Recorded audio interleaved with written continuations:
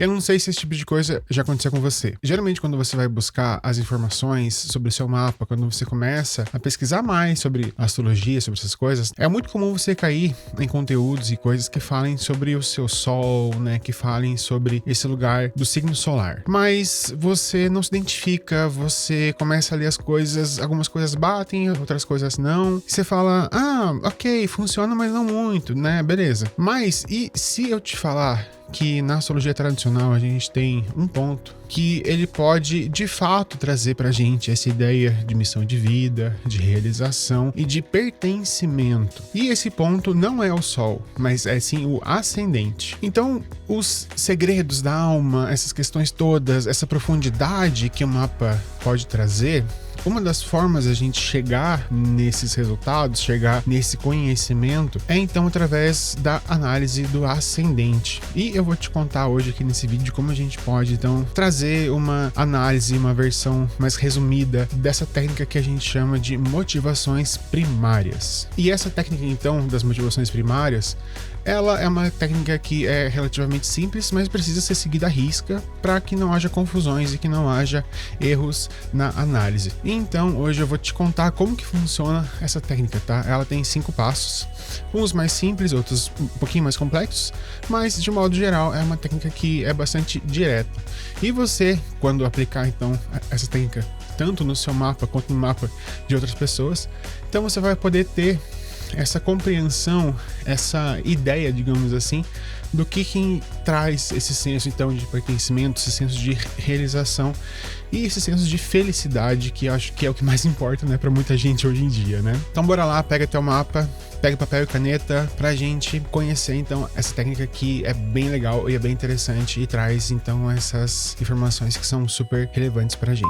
O primeiro passo, e eu acho que é o passo mais importante e também é o mais simples, é você identificar qual é o seu signo ascendente. Para que você consiga então ter essa precisão nesse cálculo, é preciso que você tenha a informação mais correta possível do seu horário de nascimento. Tem muitos casos de pessoas que elas juram que nasceram em um horário, mas quando vão olhar, por exemplo, na certidão de nascimento, tá um horário que é completamente oposto ao que a pessoa sempre jurou que nasceu. O que acontece muitas vezes, a mãe fala, não, você nasceu às 10 horas da manhã. Mas quando você vai olhar no registro de nascimento de fato, a pessoa nasceu às 8, ou nasceu às 11h45, por exemplo, como casos que já aconteceram comigo aqui também, né? Com vários clientes e tal. E é muito comum que as pessoas, elas se confundam, elas troquem, né? Por conta de ser uma informação, é muito fácil de ser confundida com outras coisas, né? Então, é sempre importante você dar uma olhadinha na sua certidão de nascimento, para que então você tenha essa precisão maior, né, quando você vai abrir o seu mapa, tá? Então, sabendo o seu signo ascendente, o segundo passo é então a gente abordar qual é a polaridade e o elemento desse signo. Os signos ativos, os signos masculinos, são os signos de fogo e os signos de ar. Então, eles vão trabalhar, eles vão ter essa motivação mais voltada a criar coisas, a ir em busca, ação, a proatividade. Vão ter esse caráter mais proativo, esse caráter mais de criar as coisas que eles querem, de pensar algo, de criar algo, manifestar isso através das suas ações. Já os signos femininos, a água e os signos de terra, eles são signos então que eles partem daquilo que está colocado. Eles não atuam de um modo, às vezes, tão proativo quanto um signo de fogo ou um signo de ar, mas eles vão lidar com as coisas que já estão disponíveis a ele ali na mão, sabe? Ao invés de eu criar algo, eu vou lá e eu reaproveito esse algo que já tá ali. Então, por isso que os signos femininos, eles têm essa característica da receptividade. Então, ou seja, eles tratam daquilo que já tá ali disponível e eles mais recebem do que vão em busca de algo, né? Então, são diferentes tipos de ação. Então, quando a gente fala dos signos do elemento fogo, a gente fala desse sentido da motivação pela liberdade, pela independência, pela conquista, pela autonomia e pela liderança, sabe? Representa muito esse sentido da criação, de abrir novos caminhos, dessa motivação mais voltada aos valores,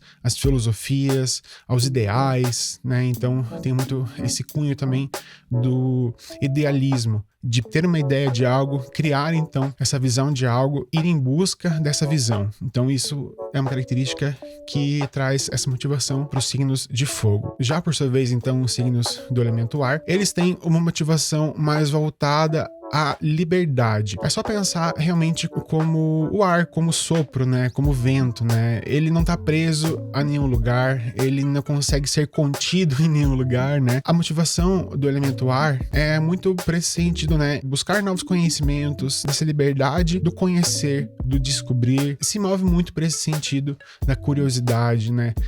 Se motiva pelo conhecimento, por essa busca de novidades, digamos assim, sabe? Já os signos do elemento terra, eles se motivam para esse sentido material das coisas, né? Tem esse senso muito material de concretizar as coisas, de tornar as coisas tangíveis, de tornar as coisas mais palpáveis, de modo a demonstrar, de modo a ter algo físico nas mãos, sabe? Então também isso é importante, muito relevante, né, para as pessoas também com ascendente ali em signo de terra, né? E por sua vez, os signos do elemento água, eles se motivam para esse sentido da nutrição emocional, do pertencimento, se voltam muito para esse sentido simbólico, para esse sentido do lúdico, metafórico. São signos que lidam então com essa questão da sensibilidade de maneira muito presente, sabe? Então isso também é algo que motiva bastante as pessoas, né, com ascendente em signos de água. Então agora a gente vai entrar no terceiro passo, que é então compreender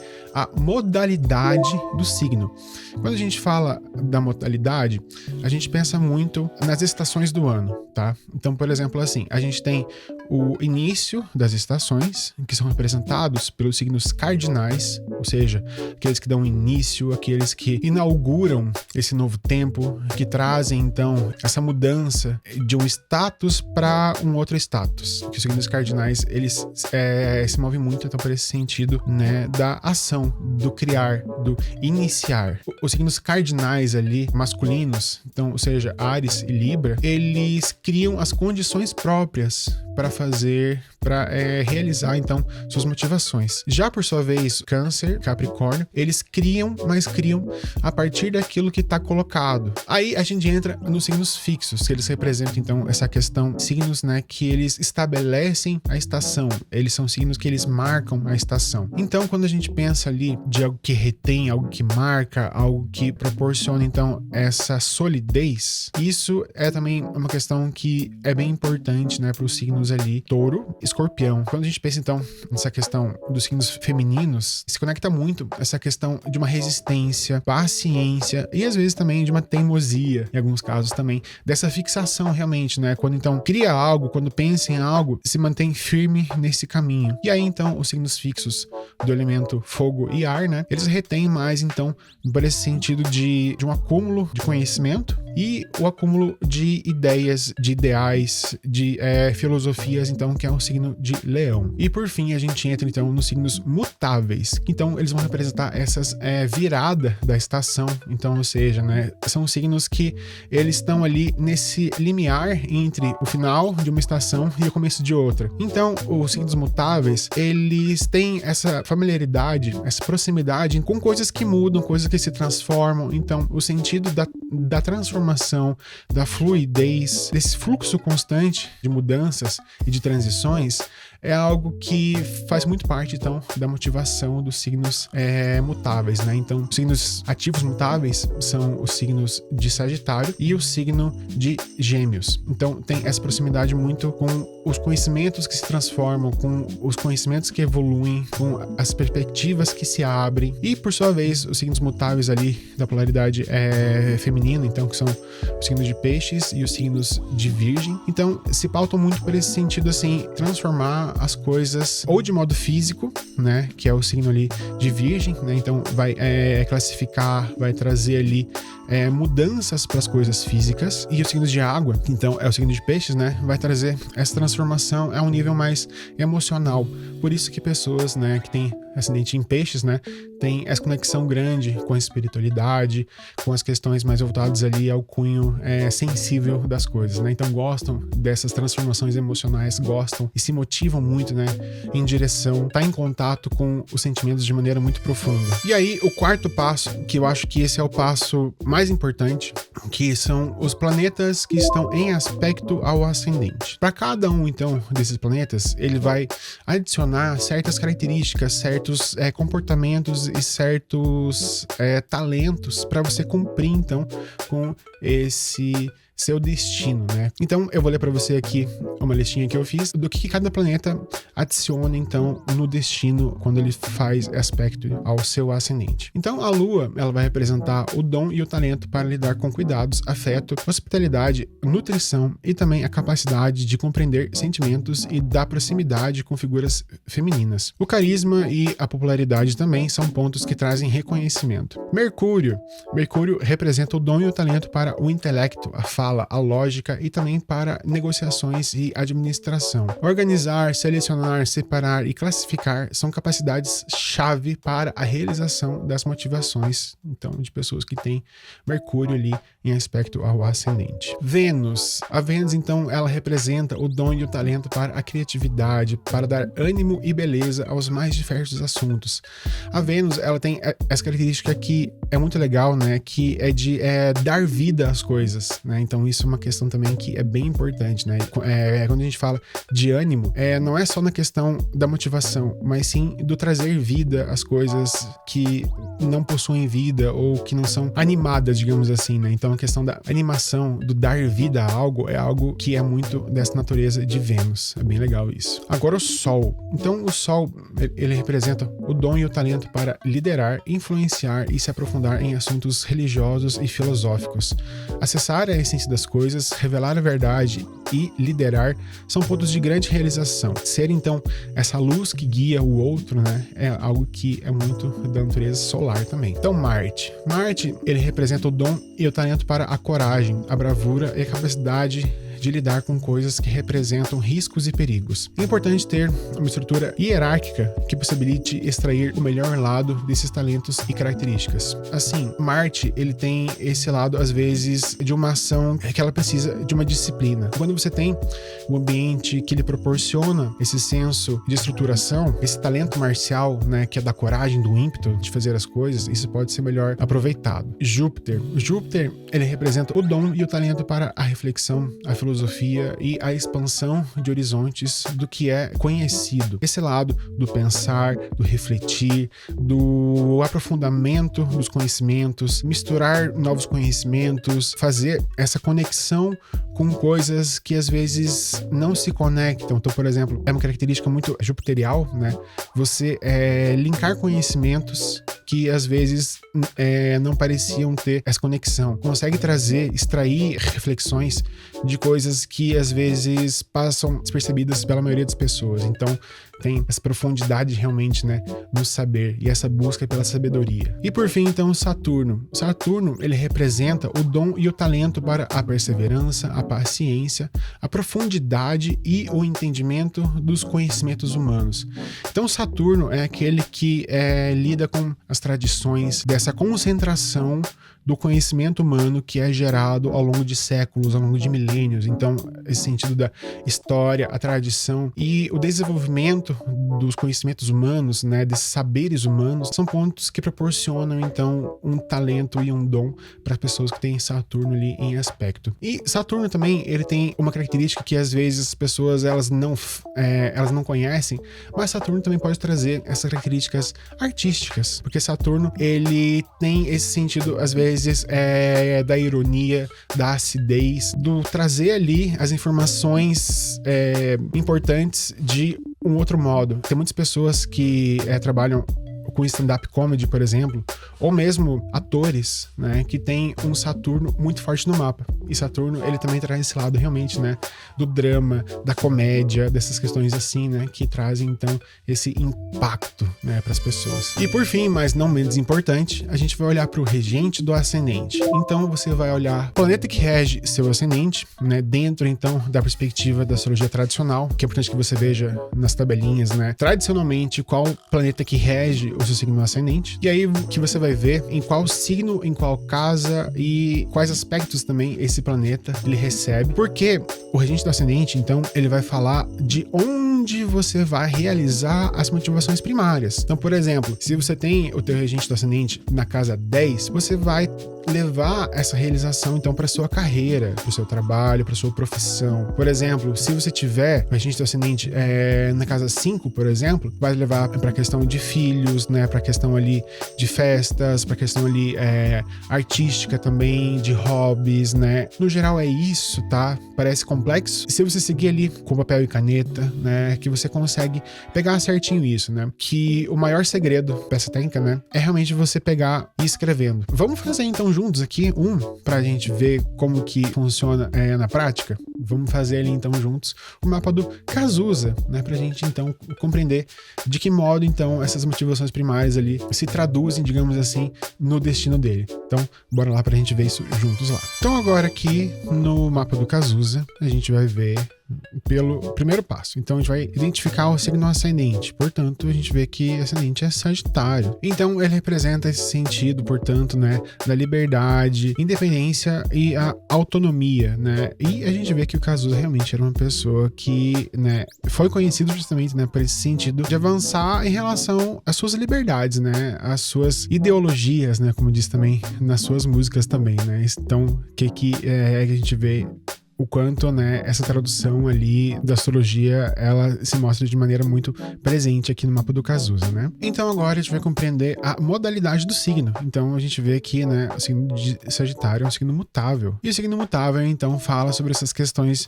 de transição, de mudanças, né, de horas ter uma ação mais cardinal e horas ter uma ação mais fixa. Então, ou seja, se motiva, então, pela variabilidade das coisas, né? Não tem essa proximidade com coisas muito fixas ou com coisas muito certas, né? Gosta dessa novidade, gosta de coisas diferentes. Então isso é bastante importante para as pessoas ali, né, com o ascendente em signos mutáveis, né? E aí vamos para o quarto passo, que são então os planetas em aspecto ao ascendente.